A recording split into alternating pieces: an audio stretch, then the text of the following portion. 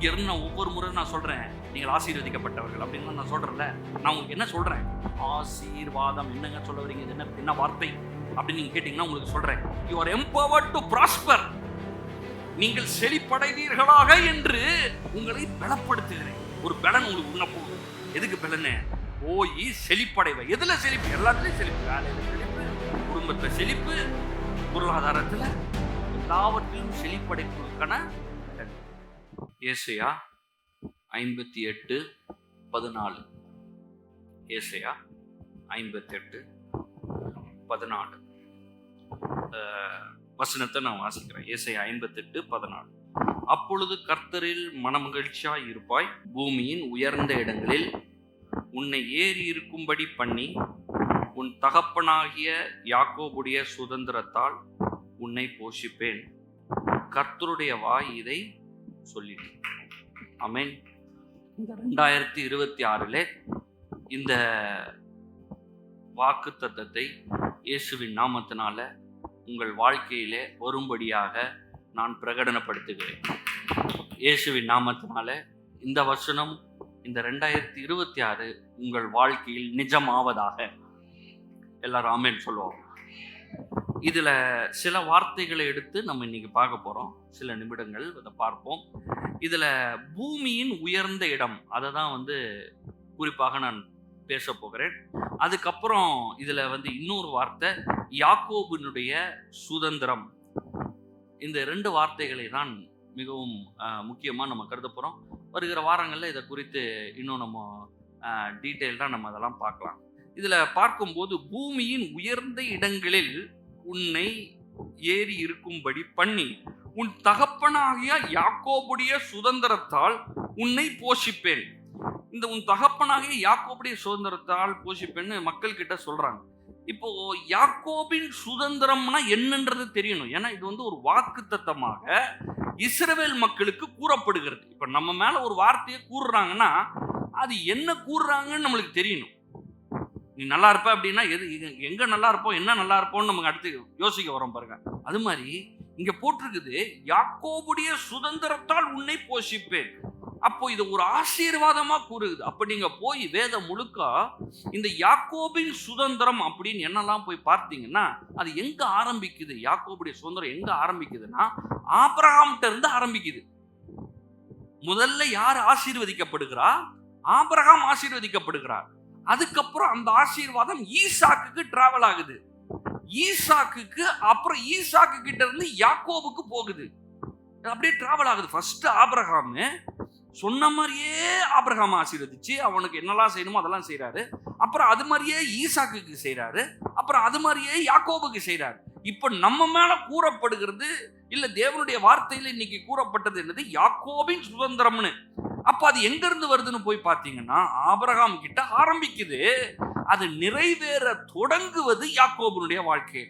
யாக்கோபு ஆபிரகாமுக்கு மகன் ஈசாக்கு, ஈசாக்கு மகன் யாக்கோபு, யாக்கோபுக்கு 12 குமாரர்கள் வர்றாங்க. அவங்க தான் கோத்திரமாகி இன்னைக்கு இஸ்ரவேல்னு தேசமே இருக்கு. இஸ்ரவேல் அப்படின்னு சொல்லி ஒரு தேசமே இருக்கு. அந்த இஸ்ரவேல்ன்றவருடைய இன்னொரு பேர் தான் யாக்கோபு. அப்ப அந்த அளவுக்கு இன்னைக்கு ஒரு கண்ட்ரியே இருக்கு. அவங்கள அவங்க ஊர்ல பெரிய பெரிய ஐஸ்வர்யவான்கள் இருக்கிறாங்க, தேசங்களை ஆளுகிறவர்கள் இருக்கிறார்கள், நிறைய நன்மைகள்லாம் இருக்குது அந்த யூத வம்சத்துல வந்தவங்க, இஸ்ரவேல்ல வந்தவங்களுக்குலாம்.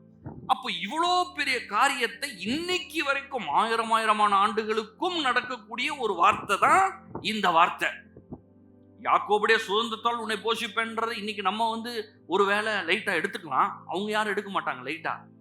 ஏன்னா அது ஆபிரகாமுக்கு, ஈசாக்குக்கு, யாக்கோபுக்கு, அப்புறம் இஸ்ரவேல் தேசத்துக்கு அது என்ன பண்ணிருச்சு? பழித்து விட்டது. சரி, இப்ப நான் ஆரம்பிக்கும் போது அதை ஆரம்பிக்கிறேன் பாருங்க. ஃபர்ஸ்ட் எங்க இருந்து ஆரம்பிச்சிச்சு? இதுல சுருக்கமா சொல்ல போனோம்னா 3 விதமான ஆசீர்வாதங்கள். இந்த யாக்கோபின் சுதந்திரம் அப்படின்ற, யாக்கோபின் சுதந்திரம் என்ன, அது சுதந்திரம் அப்படின்லாம் வருது அப்படின்னா ரொம்ப சிம்பிளா வேதத்துல இருந்து ஒவ்வொன்றா நம்ம பார்த்து, ஆபிரகாமுக்கு நடந்தது, ஈசாக்கு நடந்தது, யாக்கோபு நடந்ததெல்லாம் சேர்த்து மொத்தமா வச்சு பார்த்தீங்கன்னா என்ன ஆயிருக்குன்னு பார்த்தீங்கன்னா 3 விதமான காரியங்கள் நடந்திருக்குது. அதுல என்னதுன்னா, விஷயமே என்னதுன்னா, the blessing of land, நிலத்தின் ஆசீர்வாதம். அதுக்கடுத்து வித்துக்கடுத்த ஆசீர்வாதம், ஜனத்தொகை.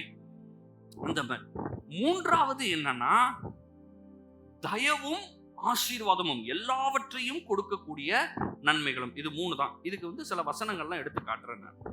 முதல்ல இந்த நிலத்தை கெடுத்த காரியங்கள் ஆதியாகமம் 12ஆம் அதிகாரம் 7வது வசனத்துல பாத்தீங்கன்னா, ஆதியாகமம் 12:7 இதுல பாத்தீங்கன்னா போட்டிருக்குது, ஆபிரகாமை குறித்து சொல்லுகிற இந்த வசனம் என்ன சொல்லுது? உன் சந்ததிக்கு இந்த தேசத்தை கொடுப்பேன் என்று ஆபிரகாமுக்கு சொல்லுகிறார். ஆதியாகமம் 12:7. ஆதியாகமம் 15:18 சொல்றாரு, உன் சந்ததிக்கு இந்த தேசத்தை எகிப்து நதியிலிருந்து அப்படின்னு சொல்லி என்ன பண்றாருன்னா, நான் உனக்கு உடன்படிக்கை பண்ணுகிறேன்னு சொல்றாரு. அப்போ ஃபர்ஸ்ட் ஆபிரகாமுக்கு தேசத்தை கொடுப்பேன்னு ஒரு வாக்கு கொடுக்கிறார் ஆபிரகாமுக்கு. அடுத்து ஆதியாகமம் 26:3 போனீங்கன்னா ஈசாக்கு கிட்ட பேசுறாரு. ஆபிரகாமுடைய மகன் ஈசாக்கு கிட்ட சொல்றாரு, இந்த தேசத்திலே தங்கியிரு, நான் உன்னோடும் உன் சந்ததியோடும் நான் இருந்து இந்த தேசங்கள் எல்லாவற்றையும் உன் சந்ததிக்கு கொடுப்பேன் அப்படின்னு சொல்லி ஈசாக்கு கிட்ட சொல்றாரு. ஆபிரகாமுக்கு சொன்னாரு. இப்ப அவன் மகன் ஈசாக்கு கிட்டையும் என்ன பண்றாரு? திருப்பி அதை சொல்றாரு. சரி, இப்ப யாக்கோபு கிட்ட ஆதியாகமம் 28:13 சொல்றாரு, நீ படுத்திருக்கும் இந்த தேசத்தை உனக்கும் உன் சந்ததிக்கு கொடுப்பேன். அப்போ இடத்தை ஆபிரகாம்கிட்ட சொல்லிட்டு விட்டுருந்தாலே போதும். ஆபிரகாம்கிட்ட சொல்லி விட்டுருந்தாலே போதும். ஆபிரகாமு கிட்ட சொல்லி, திருப்பி ஈசா கிட்ட சொல்லி, திருப்பி யாக்கோபு கிட்ட சொல்லி, இதை மீண்டும் மீண்டும் மீண்டும் உறுதிப்படுத்தி யாக்கோபுடைய குமாரர்களுக்கு இதை நிஜமாக்குகிறார். அதனாலதான் பாருங்க, ஆண்டவர் சொல்றதை நம்ம அசால்ட்டா நினைச்சு கூடாது. இப்ப நம்ம எல்லாம் பேசுறத கம்யூனிகேஷனுக்கு யூஸ் பண்றோம். நம்ம அதனாலதான் இஷ்டத்துக்கு பேசுறது. சில பசங்க பாருங்க, போய் செத்துறான்னு, நீ நிஜமாவே அவன் சாகணும் இல்ல இல்ல நான் சும்மா சொல்றேன்னு, ரொம்ப க்ளோஸ் ஃப்ரெண்ட்ஸ், போறப்ப விழுந்து செத்துருவா போ அப்படின்னு. ஓ, அதாவது அதுதான் பாய் சொல்றது. அவன் பாய் எப்படி சொல்லுவான்? ஏன்னா விளையாட்டுக்கு பேசுறது. அதுக்காக வார்த்தைகள் உருவாக்குறதற்காக உருவாக்கப்பட்டது. அடுத்துதான் கம்யூனிகேஷன், பேசுறதுக்கு, நம்ம கம்யூனிகேட் பண்றதுக்கு. அது அடுத்து ஃபர்ஸ்ட் உருவாக்குறதுக்கு. இப்ப இங்க ஆண்டவர் என்ன பண்றாரு? ஆபிரகாமுக்கு சொல்லுகிறார், அதை ஈசாக்குக்கு சொல்லுகிறார், அப்புறம் யாக்கோபுக்கும் சொல்றார். நிலத்தை குறித்த காரியம் முதலாவது. சரிங்களா? அடுத்து பாருங்க, ஆதியாகமம் 15:5. ஆதியாகமம் 15:5, வானத்தை நோக்கி பார், நட்சத்திரங்களை உனக்கு என்ன முடியுமா அப்படியே உன் சந்ததி இருக்கும் சொல்றாரு. யாருக்கிட்ட சொல்றாரு? ஆபிரகாம் கிட்ட சொல்றாரு. ஆதியாகமம் 15:5, வானத்தை பாரு, நட்சத்திரங்களை எண்ணிப்பாரு, அது மாதிரியே உன் சந்ததி இருக்கும்ன்றார். அடுத்து ஈசா கிட்ட ஆதியாகமம் 26:4 சொல்றாரு, உன் சந்ததியை வானத்தின் நட்சத்திரங்களை போல பெருக பண்ணுவேன். ஈசா கிட்டையும் அதே சொல்றாரு, உன் சந்ததியை வானத்தின் நட்சத்திரங்களை தனியை பெருக பண்ணுவேன். இப்ப யாக்கோபு கிட்ட ஆதியாகமம் 28:14 சொல்றாரு, உன் சந்ததி பூமியின் மண்ணை போல் பெருகும்ன்றார். உன் டிசெண்டன்ஸ், உன் ஜெனரேஷன், உன் பிள்ளைகள். ஆனா ஆபிரகாமுக்கு ஒரே பிள்ளை தான் இருக்குது. இஸ்மவேல் மூலமா வந்துச்சு, அப்புறம் மத்த எல்லாம் வந்துச்சு. ஆனா வாக்குத்தத்தம் பண்ணப்பட்டது ஈசாக்கு ஒரு ஆள் தான். இப்ப ஈசாக்கு அது 2 தான். வாக்குத்தத்தம் வராத மாதிரியே இருக்குது. ஆனா ஆண்டவர் திரும்ப திரும்ப பேசிக்கிட்டே இருக்கிறாரு, திரும்ப திரும்ப சொல்லிக்கிட்டே இருக்காரு. ஆனா யாக்கோபுக்கு 12 குமாரர்கள் பிறந்து லட்சோப லட்சமா பெருக ஆரம்பிச்சுட்டாங்க. அந்த வாக்குத்தத்தம் நிறைவேற ஆரம்பித்தது. அப்போ 2வது, முதல்ல நிலம், அடுத்து ஜெனரேஷன், சந்ததி சந்ததியா வம்சம் வம்சமாய் பெருகி இருப்பீங்க. 3வது பாருங்க, 3வது ஆபிரகாம் கிட்ட வராரு. ஆதியாகமம் 12:3, பூமியின் சகல வம்சமும் முன்னாலே ஆசீர்வதிக்கப்படும். உன் நிமித்தமா ஆசீர்வாதம்னா என்னன்னா, எம்பவர்மெண்ட் டு ப்ராஸ்பர். நீ செழிப்படைவதற்கு தேவையான பலன், அதான் ஆசீர்வாதம். இங்க நம்ம ஆராதனை முடிவில் ஆசீர்வாதம் போடுகிறோம். இங்க இருந்து நான் ஒவ்வொரு முறை நான் சொல்றேன், நீங்கள் ஆசீர்வதிக்கப்பட்டவர்கள் அப்படின்னு நான் சொல்றேன்ல. நான் உங்களுக்கு என்ன சொல்றேன்? ஆசீர்வாதம் என்னங்க சொல்ல வரீங்க? இது என்ன வார்த்தை அப்படின்னு நீங்க கேட்டீங்கன்னா உங்களுக்கு சொல்றேன், you are empowered to prosper. நீங்கள் செழிப்படைவீர்களாக என்று உங்களை பலப்படுத்துகிறேன். ஒரு பலன் உங்களுக்கு உண்ண போகுது. எதுக்கு பலனு? போய் செழிப்படைவை. எதுல செழிப்பு? எல்லாத்துலயும் செழிப்பு. வேலையில செழிப்பு, குடும்பத்துல செழிப்பு, பொருளாதாரத்துல, எல்லாவற்றிலும் செழிப்படை கொடுக்கான பலன். அது ஆபிரகாமுக்கு. ஆதியாகமம் 12:3. அடுத்து ஆதியாகமம் 26:3 போட்டிருக்குது, ஈசா கிட்ட ஆண்டவர் பேசுறார், உன் தகப்பன் ஆபிரகாமுக்கு நான் சொன்னதை போல அதை நான் நிறைவேற்றுவேன். திருப்பி ஈசாக்கு ஆசீர்வதிக்கிறார். இப்ப யாக்கோபு கிட்ட பேசுறாரு, ஆதியாகமம் 28:14 பூமியின் சகல வம்சங்களும் உன்னாலும் உன் சந்ததியாலும் ஆசீர்வதிக்கப்படும். புரியுதுங்களா? நான் என்ன காட்டிட்டு வரேன்னு புரியுதுல உங்களுக்கு? ஆபிரகாம் கிட்ட சொல்றாரு, திருப்பி சொன்னதையே ஈசா கிட்ட சொல்றாரு, திருப்பி சொன்னதையே யாக்கோப் கிட்ட சொல்றாரு. ஆண்டவரெல்லாம் 10 வாட்டிலாம் சொல்ல தேவையில்லைங்க, ஒரு வாட்டி சொன்னாலே போதும். சொன்னதுதான், ஒரே ஒரு வாட்டி முடிஞ்சு போயிடுச்சு. திரும்பி வந்து பேசுற, அப்பாட்ட சொன்னேன், மகன்கிட்ட சொல்றேன், பேரண்ட்டையும் வந்து சொல்றேன். அந்த யாக்கோபிட்ட தான் 12 கோத்திரம் வந்து அதுக்கப்புறமா லட்சமா பெருக ஆரம்பிக்கிறாங்க. நிலம், சந்ததி, எல்லாவற்றிலும் ஆசீர்வாதம். அதோடு சேர்ந்து இந்த தயவும் உள்ளே வருகிறது. தேவன் வசனத்தை மட்டும் நான் டக்குன்னு சொல்றேன், அதுக்கப்புறம் நம்ம ஒவ்வொன்றா அப்புறமா பார்க்கலாம். ஆதியாகமம் 26:24 அது வந்து ஆபிரகாமுக்கு குறித்தது, ஆபிரகாமை பார்த்து சொன்ன காரியங்கள். ஆதியாகமம் 28:13-15 யாக்கோபை குறித்த காரியம். ஆதியாகமம் 26:12-13 வந்து ஈசாக்கை குறித்தது. ஆபிரகாம், ஈசாக்கு, யாக்கோபு, அதை தான் திருப்பி காட்டுறேன். இப்ப நான் சொல்றது ஃபேவர், தயவு. தேவன் அதிகமான தயவை காட்டுகிறார். எப்படின்னா இந்த தயவு ஒரு விஷயம் கிடையாது. எப்படின்னா திடீர்னு பாத்தீங்கன்னா ஆபிரகாம் எதிர்த்து ராஜாக்களை போய் ஆபிரகாம் சண்டை போடணுமா? சண்டை போடுறது சாதா ஆள் கிடையாது, பல ராஜாக்களை. யாரை வச்சு? வீட்டில் இருக்கிற வேலைக்காரங்களை, ஆடு மேய்க்கிறவர்கள், ஒட்டகம் கழுதைக்கெல்லாம் வந்து சாப்பாடு போடுறவங்க, அதை மெயின்டைன் பண்றவங்களை கூட்டிட்டு போய் ராஜ்யங்களை வீழ்த்தி ஏகப்பட்ட வெள்ளி பணம் எடுத்துட்டு வராரு. யாரு? ஆபிரகாம். யுத்தங்களை வெற்றி கொடுத்தது யாரு? தேவன். எப்படி? தயவு தான் வந்துச்சு. ஈசாக்கு போய் ஒரு காஞ்சி போன இடத்துல போய் விதைக்கிறாரு, அறுவடை வருது, தயவு தான். கிணறுலாம் மூடி இருக்குது, அதை எடுத்து அதை தூர்வாரி சரி பண்றாரு, தண்ணி வருது. அவன் தொன்ன வரல, இவர் தொன்ன வருது. என்னது? தயவு. யாக்கோபு ஏகப்பட்ட ஆடு வச்சிருந்தாரு தான், ஆனா யாக்கோபு போய் இறங்கின உடனே ஆடுலாம் பயங்கரமா குட்டி போடுது.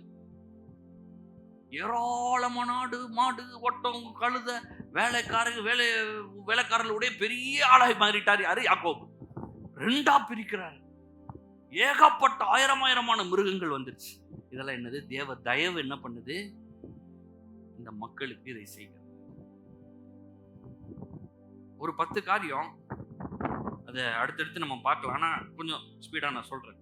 தயவு என்னெல்லாம் பண்ணுச்சு இவங்க வாழ்க்கையில், என்னெல்லாம் பண்ணுச்சுன்னா, தயவு ஃபர்ஸ்ட் என்ன பண்ணிருக்குன்னா, இயற்கைக்கு அப்பாற்பட்ட பெருக்கத்தையும் உயர்வையும் விளைவித்தது.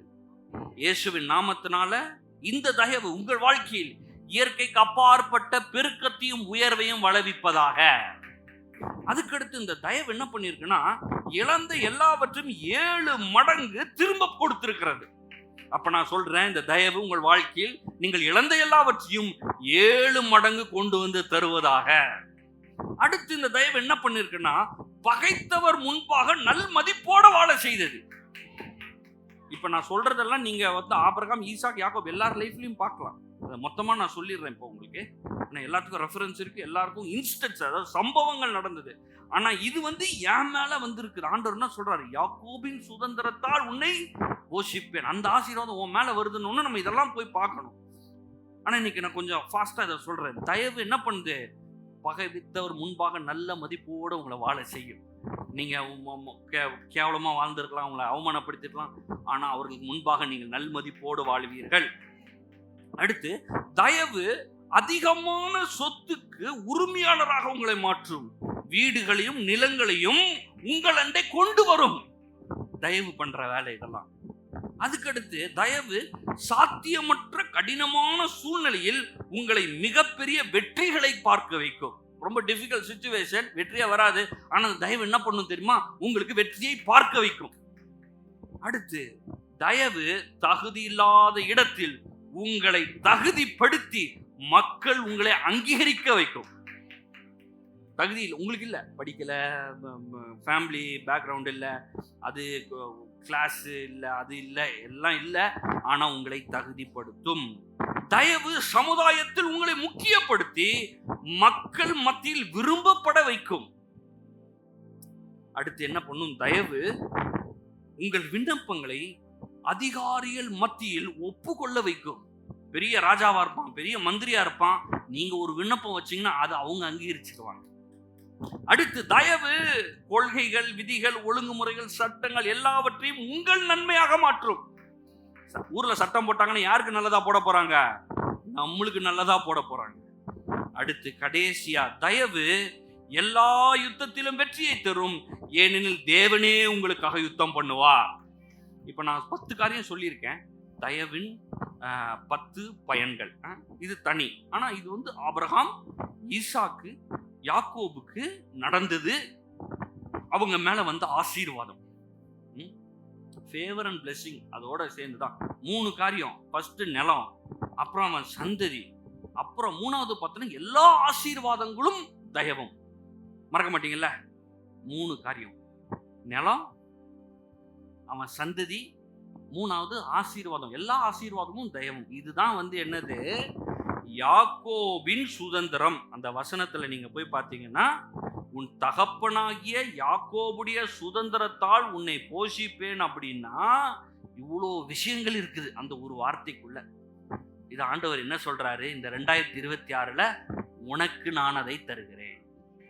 எத்தனை பேர் சொல்லுங்க அதை பெற்றுக்கொள்ளான்னு? எல்லாம் சொல்லுங்க, ஆண்டவரே இதை நான் பெற்றுக்கொள்கிறேன். எல்லாம் சொல்லுங்க, ஆண்டவரே உடைய வார்த்தையின்படி ஆக கடவுது. நம்ம வார்த்தையின்படி ஆக கடவுதுன்னு சொல்லும் போது அது அப்படியே ஆகும். சரி, ஓகே. அடுத்து இன்னொரு வார்த்தை, அந்த வார்த்தையை மட்டும் பார்ப்போம். ஏசாயா 58:14 பூமியின் உயர்ந்த இடங்களில் உன்னை ஏறி இருக்கும்படி பண்ணி அப்படின்னு வருது. இந்த உயர்ந்த இடம்னு போட்டாலே வந்து கொஞ்சம் ஒரு நல்ல இடம். அது என்னதான் பெரிய ராஜாவா இருந்தாலும், பெரிய அரண்மனையில நான் வந்து வேலை பார்க்குறேன்னு சொன்னா கூட ராஜா அளவுக்குலாம் நீங்க பெரிய ஆள் கிடையாது. கரெக்டா? ராணியவா இருந்தா கூட ராணியை வந்து கொஞ்சம் அந்த சிங்காசனத்துல அந்த சிங்காசனத்துல கொஞ்சம் 1 இன்ச்சு 2 இன்ச்சு கீழே இறக்கி போட்டிருப்பாங்க. ஆனா ராஜா தான் பெரிய ஆளு, அவர் தான் டாப்ல இருக்கணும்னு. ஆண்டவர் சொல்றாரு, இந்த பூமியிலே நீ உயர்ந்திருப்பாய். அப்பனா என்ன அர்த்தம்? எல்லாத்துக்கும் மேல நான் இருப்பேன். உபாகமம் 32:13 பூமியில் உள்ள உயர்ந்த ஸ்தானங்களின் மேல் அவனை ஏறி வர பண்ணினார், வயலின் விளையும் பலனை அவனுக்கு புசிக்க கொடுத்தார், கண்மணியில் உள்ள தேனையும் கற்பார் உள்ள வடியும் எண்ணெயும் அவன் உண்ணும்படி செய்தார். போட்டிருக்கு, பூமியில் உள்ள உயர்ந்த ஸ்தானங்கள் மேல் அவனை ஏறி வர பண்ணினார். பூமியிலேயே உயர்வான இடம், அந்த பெஸ்டான இடம், அந்த மேல இருக்கிற இடம், அந்த இடத்துல தான் ஆண்டவர் உங்களை இருக்க பண்ணுகிறார். இந்த காக்கா குருவிலாம் சும்மா இங்கதான் பறந்துட்டு இருக்கோம், சும்மா அப்படியே பக்கத்துல பார்க்கலாம். இந்த கழுகு பறக்கிறத பார்க்க கூட முடியாது. இந்த காக்கா குருவிலாம் வந்து மழை பெஞ்சிச்சுன்னா பாவம், அது ஒதுங்கிறதுக்கு எங்கேயாவது போய் இடத்த தேடுது. நம்ம கழுகு சார் இருக்கார்ல, அவரெல்லாம் ஒதுங்க மாட்டாரு, கிளவுட்ஸுக்கு மேல போய் தான் பறக்கிறதே. பட பட பட பட பட படன்னு அடிக்குது. இது இந்த புறா எங்க போகுது? ஒண்ணும் இல்லை, இங்க இருந்து அப்படியே போயிட்டு திருப்பி வந்துடுது. ரொம்ப ஸ்பீடா அடிக்குது, பயங்கரமா இருக்குது. கழுகுலாம் இல்ல, ஒரு ஃபிளாப் தான். அந்த கழுகுடைய இதை நான் பார்த்துருக்கேன். ஒரு பயங்கரமான ஈகிள் ஒன்று இருக்குது, அது பெரிய ஈகிள். நம்ம கையை இவ்வளோ பெருசா விரிக்கிற பார்த்தீங்கன்னா, நான் எவ்வளோ பெருசா விரிச்சுக்கிறேன், இந்த அளவுக்கு ஒரு சைடு மட்டும் இறங்க இருக்கும். அந்த கழுகு ஆட்டையே தூக்கிடும். சில கழுகுலாம் பெரிய கழுகுது, ஒரு ஃபிளாப் பண்ணிட்டு அப்படியே போகுது. மேல இருந்து கீழே எவ்வளோ அடி, கழுகு கண்ணுன்னு சொல்லுவாங்க பாத்தீங்களா, எத்தனையோ அடிக்கு அது உணவு இருக்கிறத அவ்வளோ கிளியரா பார்த்துரும். இந்த கழுகு தான் வந்து ரொம்ப வருஷம் வாழ்ற மிருகம். வேற வயசாயிடுச்சுன்னா இது என்ன பண்ணுமா, அந்த மலைக்கு போயிட்டு அந்த அந்த ஃபெதர்ஸ் எல்லாம் வந்து பாருங்க பழசாயிடுச்சு, அதெல்லாம் போய் அடிச்சு பிச்சு உட்காந்துருக்குமா அப்படியே. எதுக்குன்னா புதுசா வளர்ந்து திருப்பி அதே மாதிரி அது நல்ல ஒரு வாலிப இதுல வளர்ந்த மாதிரி அது வாழ்ந்துட்டு இருக்குமா. இதெல்லாம் தான் கழுகுடைய கேரக்டர். நம்மளை ஆண்டவர் கம்பேர் பண்ணும் போது அதை சொல்றார், உன் வயது திரும்ப வாழ வைது போலாகும் சொல்லிட்டு, கழுகுக்கு சமானமாய் உன் வயது திரும்ப வாழ வைது போலாகும். கழுகை போல நம் உயர பறப்போம். கழுகு தான் ரொம்ப ஸ்பீடா வேற பறக்கும். நிறைய கழுகு ரொம்ப ஸ்பீடா பறக்கும், ரொம்ப ஹைட்டா பறக்கும், பெரிய இதாக. ஆண்டவர் சொல்றாரு, அதையெல்லாம் நான் உனக்கு வாக்குத்தத்தமாக தருகிறேன். ஏசாயா 40:31 இருக்கு பாருங்க. காத்திருக்கிறவர்களோ புதுபலன் அடைந்து கழுகுகளை போல செட்டைகள் அடித்து எழும்புவார்கள், அவர்கள் ஓடினால் இளைப்படையார்கள், நடந்தாலும் சோர்ந்து போகார்கள். என்ன போட்டிருக்குன்னா, கழுகுல போல செட்டை அடிச்சு மாட்டு போறோம். சில கழுகுலாம் கண்ட்ரி டு அனதர் கண்ட்ரி போகும். அதுல இந்த ஜிபிஎஸ் மாட்டி விட்டுருவாங்க. வெளிநாட்டுலாம் நம்ம ரொம்ப பக்கம் பார்ப்பாங்க பாருங்க. இதுல ஜிபிஎஸ் போட்டா அது எங்கெங்கெல்லாம் போகுது. அட்ட ஸ்ட்ரெச் ஒரு ஊரை விட்டு இன்னொரு ஊர் பல மைல் கிலோமீட்டர் எல்லாம் பறக்குது. ஆண்டவர் சொல்ற, அதை போல உனக்கு பலனை தருகிறேன். டயர்டா இருக்கீங்களா? இனிமேல் டயர்ட் ஆவதில்லை. பிரச்சனையில இருந்து நம்ம ஹேண்டில் பண்ண போறதில்ல, நேரா மேல கிளவுட்ஸுக்கு மேல போறோம். இவ்வளவு நாள் கீழே இந்த பிரச்சனையிலே ஹேண்டில் பண்ணி பிரச்சனையே பார்த்து அட காலையில என்னங்க வருது, நாளைக்கு திருப்பி அதே பிரச்சனை தான் அப்படின்ற மாதிரி ஆயிடுதுல்ல. இனிமே அந்த கதையே கிடையாது.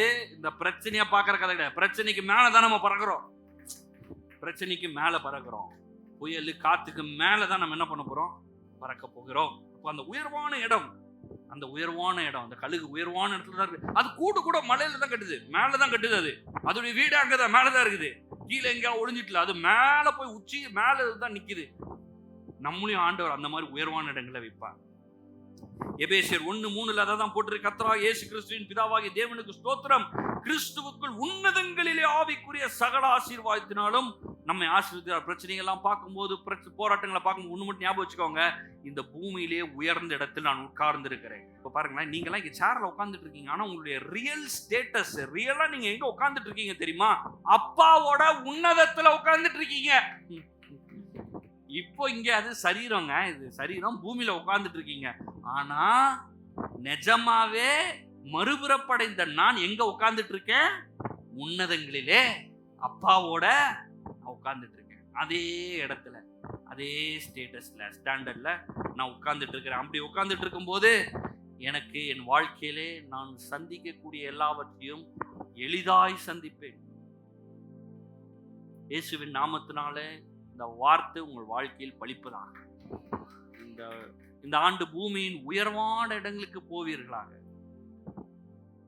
இதுல நிறைய டெஃபினிஷன் இருக்கு. பிசிக்கலாவே ஆண்டவர் உங்களை உயர்த்தி வைக்கிறது, பிசிக்கலாவே ஆண்டவர் உங்களை மேன்மைப்படுத்துறது. வேலை பார்க்குற ஸ்தலத்துல, இல்ல உங்க குடும்பத்துல, சமுதாயத்துல, அதுல உயர்த்தி வைக்கிறது, அதுவும் இருக்குது. ஆனா ஆவிக்குரிய வாழ்க்கையில ஏற்கனவே நீங்கள் அப்படிப்பட்ட ஒரு ஸ்தானத்தில் இருக்கிறீர்கள். ஆகையினால இந்த வாக்குத்தத்தத்தை ஒவ்வொரு நாளும் சொல்லுங்கள். நான் சுதந்திரித்துக் கொள்கிறேன், எடுத்துக் கொள்கிறேன். இந்த வார்த்தையின்படி அப்படியே ஆவதாக. இந்த உயர்வான இடம்னு வரும்போது உயர்வான வீடுகள், நிலங்கள், சாப்பாடு அதெல்லாம் வருது. ஒரு வசனம் வாசிக்கிற பாருங்க, சங்கீதம் 81:16. உச்சிதமான கோதுமையினால் அவர்களை போஷிப்பார், கண்மலையின் தேனினால் உன்னை திருப்தியாக்குவேன். அப்படின்னா ஹை குவாலிட்டி, பூமியிலே உயர்ந்தது, பூமியிலே சிறந்தது, பூமியிலே நல்லது. இது எல்லாவற்றினாலும் உங்களை தேவன் ஆசீர்வதிக்கிறார். எல்லாரும் சொல்லுங்க ஆமென். இந்த வசனம் என் வாழ்க்கையில் நிஜமாகட்டும். இயேசுவின் நாமத்துல வாழ்க்கையில இந்த ஆண்டுல 2026ல இந்த வசனம் அப்படியே நிஜமாகட்டும். யாக்கோபுடைய சுதந்திரம் வருது, பூமியின் உயர்ந்த இடத்துக்கு போறோம். 2 வார்த்தை. யாக்கோபின் சுதந்திரம்னா உங்களுக்கு புரிஞ்சிச்சுல? ஆபிரகாமுக்கு சொன்னாரு, ஈசாக்குக்கு சொன்னார், திருப்பி யாக்கோபுக்கு சொன்னாரு.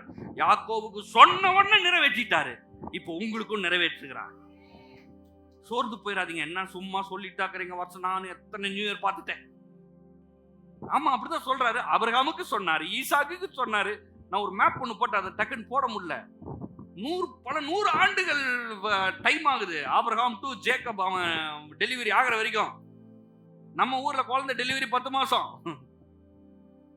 ஆபிரகாமுக்கு சொன்னது யாக்கோபுக்கு டெலிவரி ஆகிறதுக்குள்ள, இஸ்ரவேல் மக்கள் டெலிவரி ஆகிறதுக்குள்ள hundreds of years. அது மாதிரி உங்களுக்கு பல வருஷங்கள் ஆகும்னு சொல்ல வரலங்க. நான் என்ன சொல்றேன், சில நேரங்களில் கொஞ்சம் டைம் ஆகுது. ஆனா ஒவ்வொரு நாளும் எந்திரிக்கிறப்ப நான் சொல்றேன், இந்த புதிய நாளில் தேவன் எனக்கு அற்புதம் செய்கிறார், தேவனுக்கு அதிசயம் செய்கிறார். இந்த வார்த்தை என் வாழ்க்கையில இன்று நிறைவேறுகிறது. யாக்கோபுடைய சுதந்திரத்தால் என்னை போஷிப்பார், பூமியின் உயர்ந்த இடங்களுக்கு கொண்டே போய் வைப்பார் அப்படின்னு எப்ப சொல்லுங்க? டெய்லி எதிர்ச்சோன்னு சொல்லுங்க.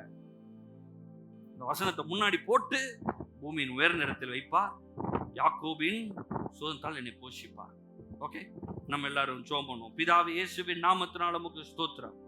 இயேசுவின் நாமத்தினாலே இந்த வசனம் இங்கே வந்திருக்கிற ஒவ்வொருடைய வாழ்க்கையிலும் நிஜமாவதாக. பூமியின் உயர்ந்த இடங்களில் இவர்கள் போய் இருப்பார்களாக. இயேசுவின் நாமத்தினால இந்த வாக்குத்தத்தம், இந்த வார்த்தை அப்படியே உங்க வாழ்க்கையில வந்து பலிக்கட்டும். இயேசுவின் நாமத்தினால பலிக்கட்டும். அப்படியே ஆகட்டும். யாக்கோபுடைய சுதந்திரம், ஆபிரகாம், ஈசாக்கு, யாக்கோபு இவருடைய ஆசீர்வாதங்கள் இங்க வந்து இங்க மக்களுடைய வாழ்க்கையில வந்து பலிப்பதாக ஆசீர்வதிக்கிறோம். இந்த ஆண்டு நல்ல ஆண்டு, நன்மையின் ஆண்டு, மகிமையின் ஆண்டு, உயர்வுன் ஆண்டு, நாங்கள் நல்லா இருக்கிற ஆண்டு. இதுவரைக்கும் இருந்த ஆண்டுகளில் இந்த ஆண்டு சிறப்பான ஆண்டு என்பதை நான் சொல்லுகிறேன்.